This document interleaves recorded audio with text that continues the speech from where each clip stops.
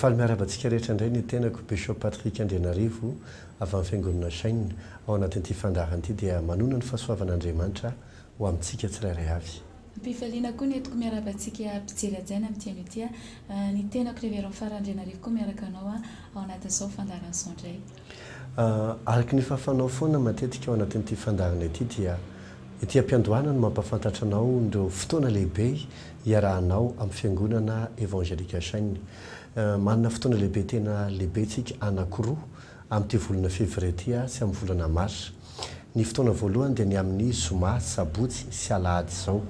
Ny zoma 13 sy ny asabotsy 14 any alahady 15 Febroary. Izay iresantsika ny amin'ny hoe fanafahana amin'ny trosan'ny rà. Fanafahana amin'ny trosan'ny rà. Izay tena zavatra tena lehibe dia lehibe mila takarintsika tsirairay avy ary indrindra ihany koa amin'ny hoe fanafahana azy dia tena hitondrana fanafahana amin'ny fiainantsika tsirairay avy. Rehefa avy eo moa tsika hiditra anatin'izay fanazavana izay. Ny fotoan-dehibe faharoa kosa dia ny alakamisy 20 Marsa izao iarahana amin'ny fiangonana Saina ihany eny Antanjombato amin'ny 2 ora izany. Araka ny teny Bishop teo moa izany dia manana fotoana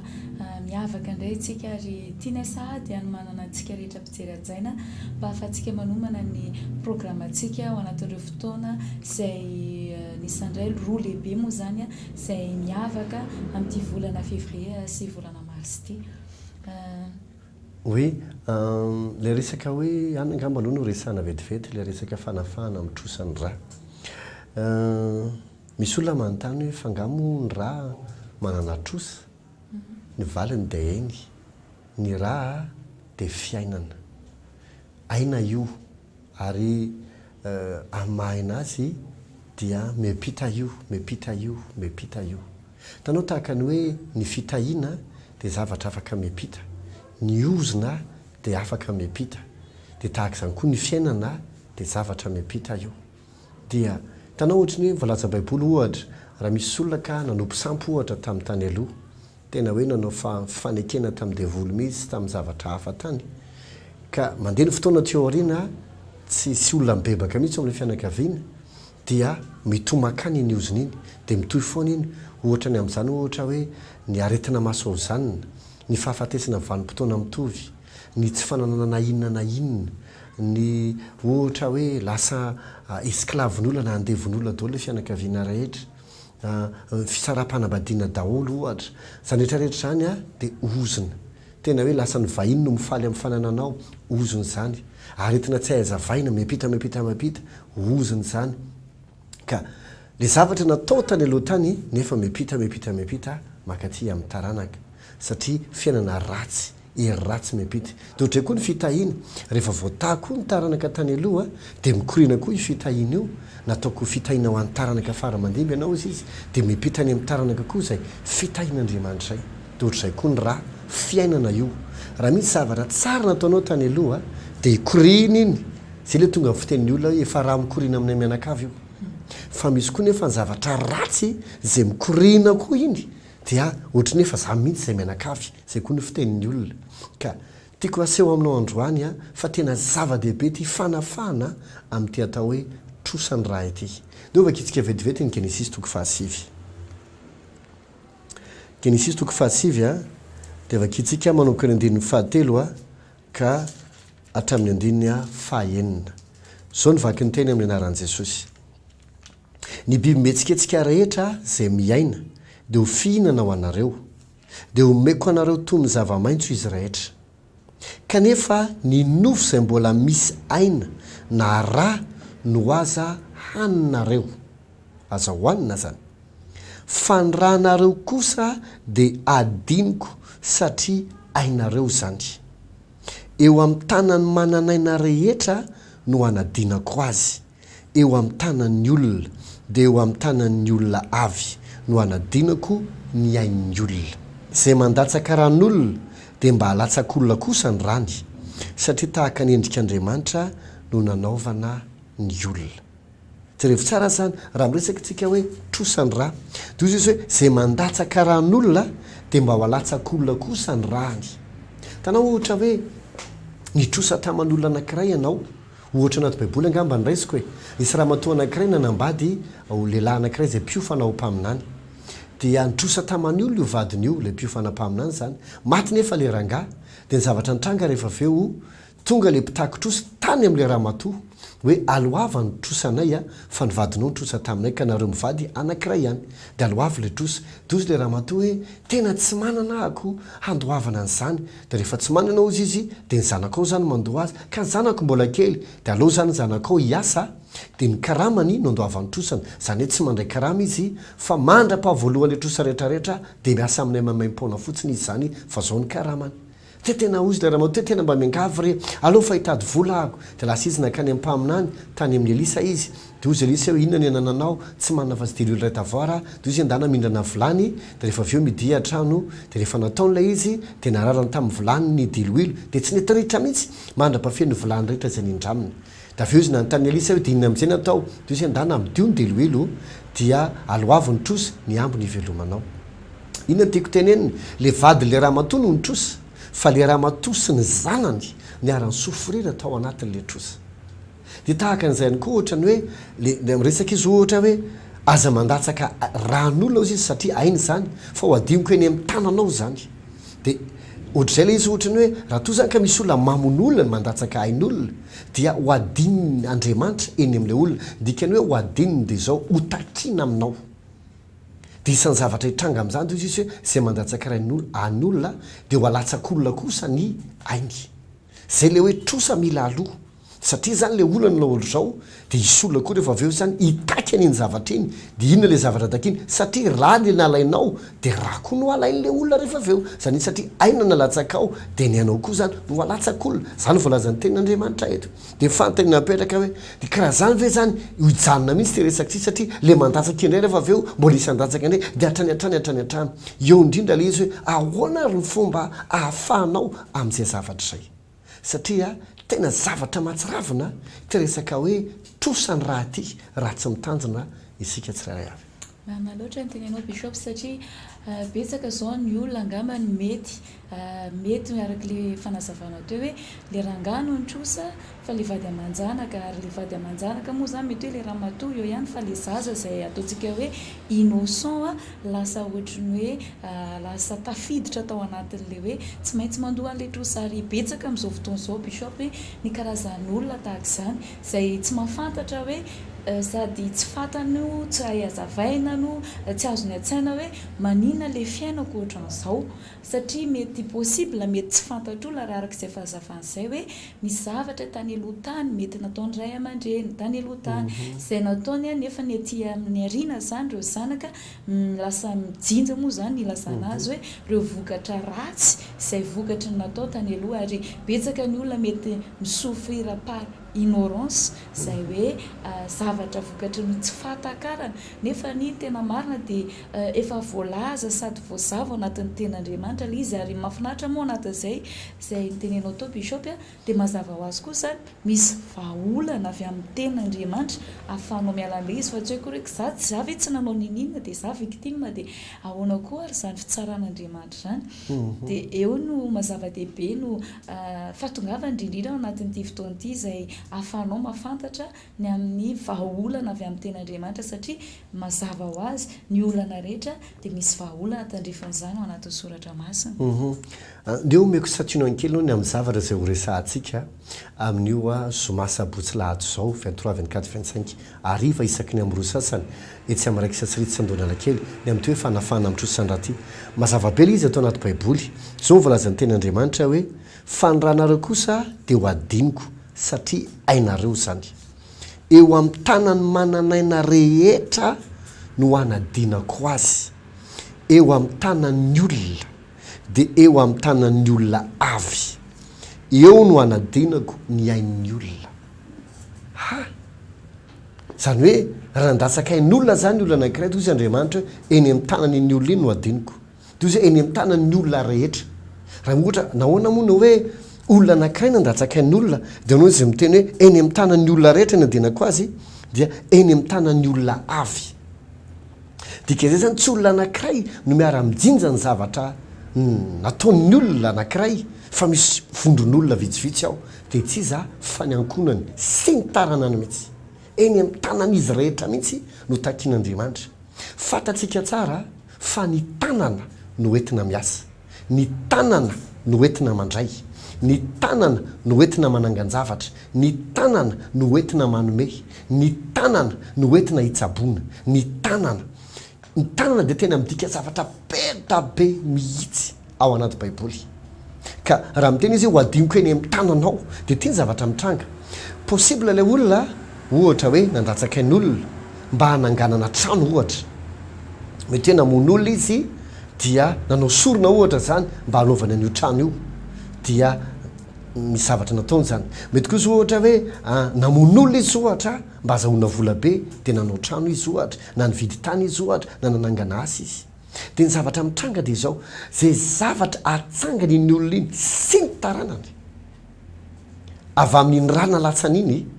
ny zavatra mitranga dia izao, ho takiny iny rà iny rehefa avy eo ny zavatra rehetra. Inona le takin'le rà? Valifaty. Zany hoe ny atao hoe valifaty dia izao, tsy avela ianao hifaly amin'ny zavatra tsara, fa ny ratsy no tsy maintsy anjaranao. Ohatra anankiray ngezabe novonony Kaina i Abela, dia hoy Andriamanitra rehefa avy eo hoe Kaina, fa aiza moa Abela rahalahinao? Tosisy Kaina hoe fa zanga moa mpiandry ny rahalahiko. Ko nahoana ny tany ozy izy no mitaraina ty amiko ny amin'ny rà nalatsakao, ny amin'ny rà ny Abela rahalahinao. Dia vokatra izany ozy izy Andriamanitra dia ho lasa mpanjenjeny ianao. Tsika nefa mahita fa nanambady Kaina, ary misy amin'ireo taranaka Kaina taty aoriana nanambady sy nama anaty baiboly. Fa saingy izao ny taranaka Kaina voalaza taty amin'ny testamenta vaovao, fa lasa ohatry ny hoe taranaka voaozina no fiantson'i Jesosy azy mihitsy dia ohatry ny hoe taranaky ny devoly. Tsy navela hifaly amin'ny zavatra tsara, misy marika ozy izy, asiko marika anao ozy izy, fa hijinja fito eny zay nataonao ianao. Tanao dia tsy mba hitanao mihitsy hoe natsangana iny ny Kaina, tsy mba hitanao mihitsy hoe navita iny ny Kaina, satria nahoana misy valifaty ny takin'ilay izy. Any amin'ny boky ny Hebreo izy dia milaza zany hoe ny rà ny Abela dia ny antso valifaty. Zany hoe valifaty zany dia izao ampahoriana ianao, ampijaliana ianao, ka na inona mety zavatra hanananao dia tsy avela hifalinao mihitsy. Zany hoe any amin'ny taranakao sy any amin'ny vady aman-janakao no takin'ilay zavatra, ozy any amin'ny tanany rehetra, any amin'ny tanan'ny olona avy, satria aina zany zavatra zany. Hitanao hoy ateo hoe ny tanana no entina mandray. Dia ny zavatra mitranga nefa satria le tanana ndatsaka rà, ninona mety raisinao tsy tafajanony eo aminao zany,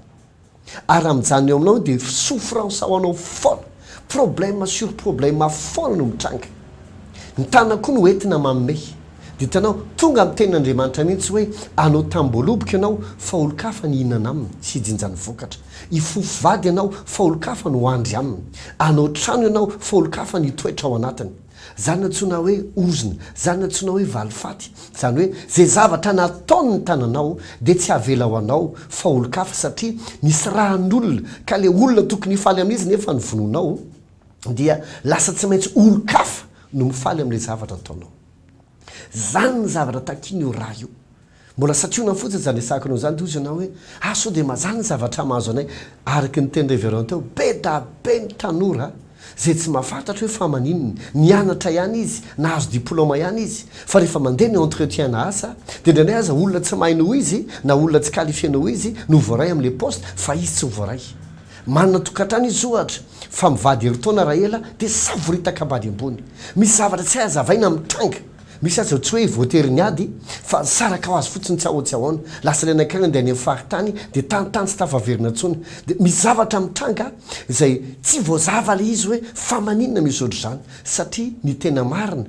le tany aloha tany mitaky ny trosa amin'ilay aty aoriana, amin'ny tanany rehetra, amin'ny tanan'ny olona tsirairay avy.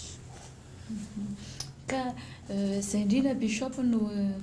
tiana moa zany anampiana antsika rehetrarehetra hoe tongava anatin'io fotoana io ny antony tsotra mety angamba tsy voazavanao hoe maninona no ohatr'izao ny fiainanao ary na mety manezakezaka ary ianao par tous les moyens hoe ahafanao mivoaka ao anatin'le tsy trangan-javatra le izy dia araka ianao fanazavana teo zavatra ara-panahy le izy ny tena marina ka raha ohatra hoe hiezaka mahal izy amin'ny saina ianao hiezaka mahal izy amin'ny vola fotsiny ianao dia misy zavatra tsy hiva mihitsy ny mandrakizay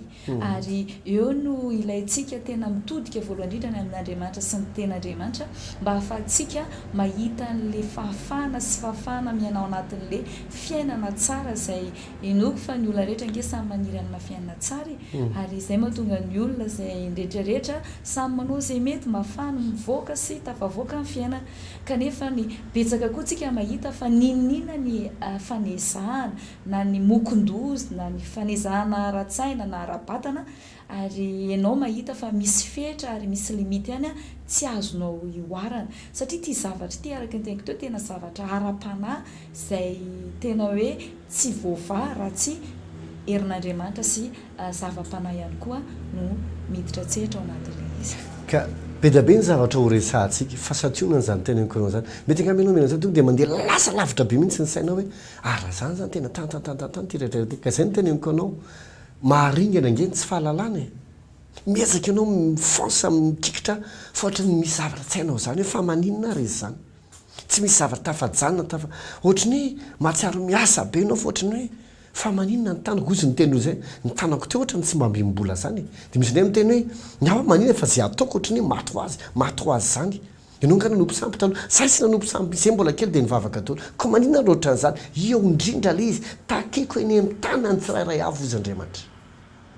zay no mahatonga n'izany zavatra any ohatrany hoe zay ataonao maty ho azy rava ho azy satria nahoana misy raha mitaky ny Trosan'Ny aty ao aoriana ka araka ny teneniko anao teny am-piandohana zavatra roa lehibe no resahantsika zay le resaka fanafahana amin'ny Trosan'Ny raha zay ka raha tianao ho fantatra le izy sy hoe te ho afaka ao anatin'izany zavatra any ianao dia tongava amin'ny zoma sabotsy lahady zao amin'ny rora sasany etsy amin'ny fiangonana sainina eo amin'ny raikisa siritsy andonana lakely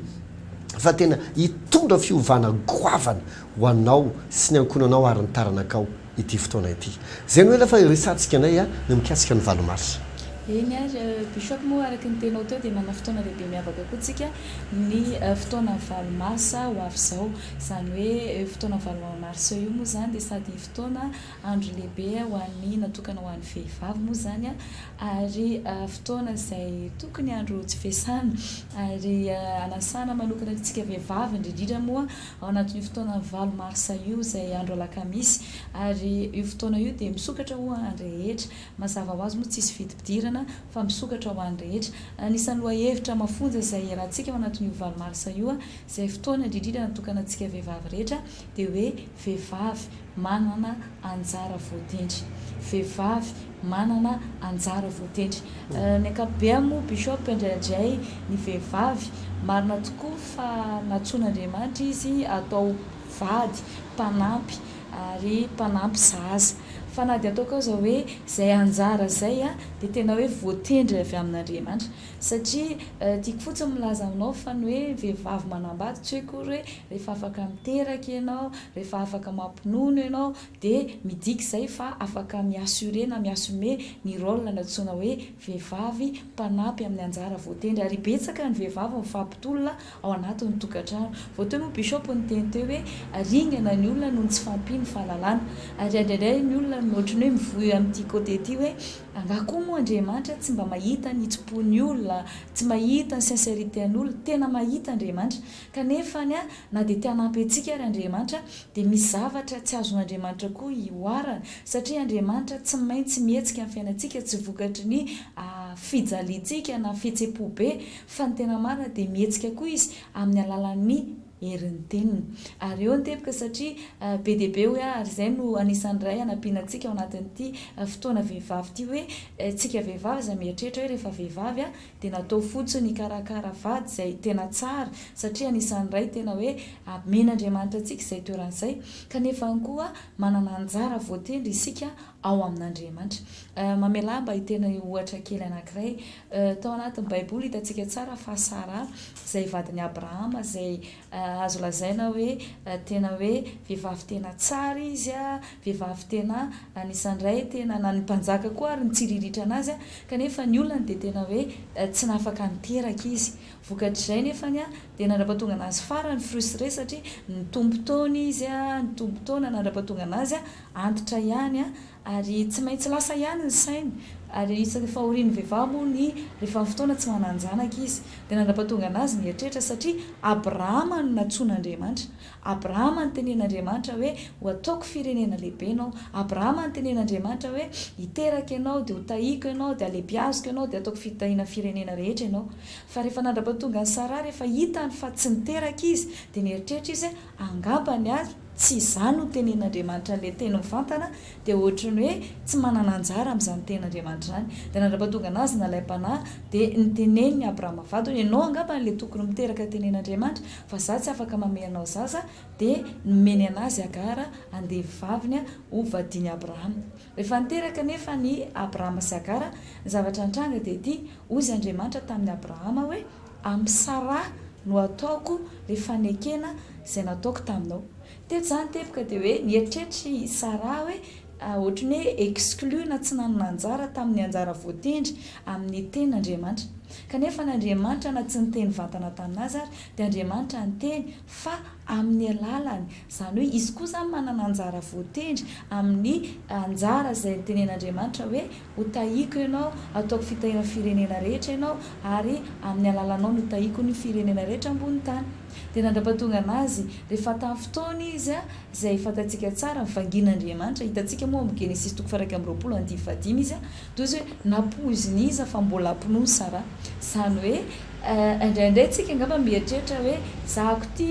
za vehivavy kely ty za ty angamba ny vadiko manan'antso angamba ny zahako mety tsy mananjara amin'izany satria tsy manana kapasité amin'izany ako tsy afaka miteraka tsy mahavita an'izany tsy mahay an'izany tsy manana habilité an'izany kanefa mifantaro fa na dia mieritreritra ohatry ny Sara ary ianao manily tena ka mieritreritra hoe tsy manana anjara amin'izany ten'Andriamanitra na tendrin'Andriamanitra izany dia mamela hiteny ianao vehivavy ianao mianao anandro fantaro fa vehivavy manana anjara voatendry ianao. Ary fotoana izao hipetraranao sy positionne ny tenanao amin'izany fa tsy hanilianao tena foana hanambanianao tena foana ary eritreretanao fa tsy mahavita zavatra ianao tsy mihintsynina mivoaka avy aminao fa manana anjara voatendry ianao. Be dia be moa ny ohatra ao anatin'ny baiboly izay mahafahantsika mahita fa be dia be ny vehivavy ao izay nampiasain'Andriamanitra nanana anjara voatendry goavana izay tonga ny fitahiana hatramin'ny taranaka ho avy.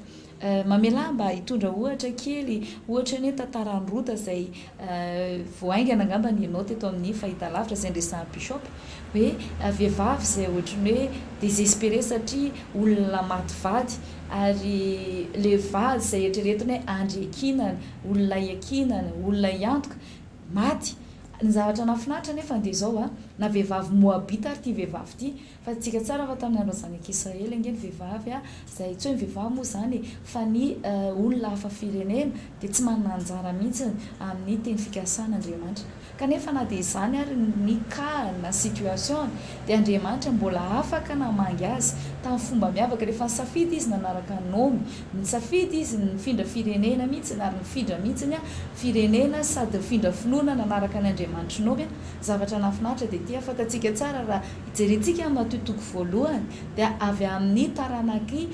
Rota no hipoiran'ny Kristy. Izany hoe rehefa tamin'ny fotoana izy ny positionne ny tena nialoka tamin'Andriamanitra dia teo ny hitantsika fa nanomboka teo dia niova mihitsy ny tantara rehetrarehetra anandrapatonga anazy nanana anjara voatendry goavana lasa tonga razambe an' Jesosy mihitsy vokatry ny fiasan'Andriamanitra ka amin'ity fotoana valomarsy ity dia tiana sanao manokana indrindra antsika vehivavy izay manaraka izao fandarana izao manana fotoana lehibe sy miavaka tsika amin'io alakamisy valomarsa io izay miresaka aloha hevitra lehibe hoe vehivavy manana anjara voatendry. Ya, mino fa nandray zavatra betsaka ianao tao anatin'izany fampianarana fo izany. Manasantsika rehetrarehetra zany ho avy amin'ny zoma, amin'ny sabotsy lahady zao, amin'ny rora sasany, itsy amin'ny raiky satsiritsy sandona lakely, niresantsika ny amin'ny fanafahana amin'ny Trosan'Ny. Ary ndray amin'ny alakamisy fahavalon'ny volana marsa, amin'ny fiangonana saina eo Tanjombato, amin'ny rora sasany, ny amin'ny hoe vehivavy manana anjara voatendry. Manana anjara voatendry tsara ianao ao amin'Andriamanitra. Tsy misy olona tsy manana anjara voatendry zany. Mety hoe nivoresakitsika teo foana dia ohatrany hoe ny vehivavy manambady dia mety eritreritra ny sasany hoe dahoana zany izay tsy manambady na ahoana zany izay efa matyvady efa olon-dehibe dia fa na tanora tovovavy azy ianao na manambady ianao na tsy manambady na vehivavy lehibe ianao dia manana anjara amin'ny fotoana mihitsy io ianao satria ny tsirairay avy dia manana anjara tsara ao amin'Andriamanitra. Tanao verset anankiray no vakiako dia hijanona isika atao amin'ny boky Deutéronomie toko 1:10. Zao lazain'ny tenin'Andriamanitra. Hoy izy hoe resaka izy ny amin'ny zanak'Israely ny amin'ny tokony hitandrema zanak'Israely ny zavatra tenenin'Andriamanitra aminy mba hahatonga azy ireo ahita soa amin'ny fiainana isan'andro isan'andro. Hoy izy 7:10 amin'ny Deutéronomie 1:10. Raha eno tsara ny didiko izay andidiko anareo anio ianareo ka ho tian'i Jehovah Andriamanitrareo sy hanompo azy amin'ny fonareo rehetra sy ny fanahinareo rehetra dia halatsaka eo amin'ny taninareo ny ranorana amin'ny fotoanany sy ny lohaorana sy ny faraorana mba hanangonanao ny varinao sy ny rambolopokao ary ny diloilinao ary ampandriko ahatra ny sahanao any biby fiomponao ary hihina-kanina ianao ka ho voky kanefa mitandreminareo fandrao voafitaka ny fonareo ka hivily hanompo andriaman-kafa sy iankohako eo anatrehany ianareo. Tanao amin'ny fotoantsika tena hoe mandeha izay lalan'Andriamanitra mifikitra amin'Andriamanitra inévitable ny fitahiana. Ary mbola mamaky an'io boky Deutéronomie io ianao dia zao lazain'Andriamanitra hoe ny zavatra hitranga rehefa tena tian'Andriamanitra tsika sy mifikitra amin'Andriamanitra irery tahaka ny rota izay voalaza teo dia ny zavatra hitranga dia izao baibola vakio Deutéronomie 1:10 fa fotoanantsika efa tapitra dia izy avy andresy firenena ianao firenena maro izy no resinao ary firenena lehibe sy mahery lavitra no ianao. Tanao na inona mety ady tsy maintsy atrehanao na zavatra goavana tianao tratrarina so azo raha vonona ianao tena andeha amin'ny lalan'Andriamanitra itian'Andriamanitra sy fikitra aminy tsy mba orony zava-tsoa zany ianao. Manana anjara voatendry tena tsara ianao amin'Andriamanitra. Mety mieritreritra ianao ka izy ngeza loatra zany ve dia possible ho azoko sy namana fa rehefa tena tian'Andriamanitra ianao hifikitra amin'Andriamanitra ianao tahaka ny rota izay voalaza teo dia ho hitanao fa ianao sy ny taranakao dia tena hiavaka ety ambonin'ny tany. Betsaka ny zavatra horesahana amin'ny fotoana fahavalon'ny marsa io ka manasanao zay ho avy amin'ny fiangonana saina etsy Tanjombato. Raha avy eo amin'ny tetezan'ny Tanjombato ianao avy aty Tanareo zany avy aty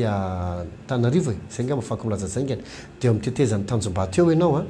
dia vao afaka ny tetezana dia mahita plaque menamena be misy soratra fotsifotsy hoe Eglise évangélique saina dia miakatra le pavé io ianao misy pavé miakatra kely izay eo dia vao tafakatra eo ambony ianao dia misy poteau anankiray eo mivily miakavanana dia ny tomobile tsara mihitsy izy lalan'ny tomobile dia mivily miakavana io ianao dia ao aloha kely ao misy trano avo be fotsifotsy misy banderole hoe fiangonana saina tonga soa ianao dia ao misy parking ngeza be malalaka ao andray antsika mianakavy na iza isika. Mino fa nasoanao ny fandaharantsika androany fa dia manantena hitanao zay amin'ny zoma sabotsy lahady zao etsy amin'ny raiky satsiritsy sandona lakely ny amin'ny fanafahana amin'ny Trosan'Ny any alakamisy fahavalo marsa ny amin'ny hoe vehivavy manana anjara voatendry. Ainary fa dia mametraka veloma mahafinaritra anareo Izay. Samy mitombo voasaovana tompoko. Veloma tompoko.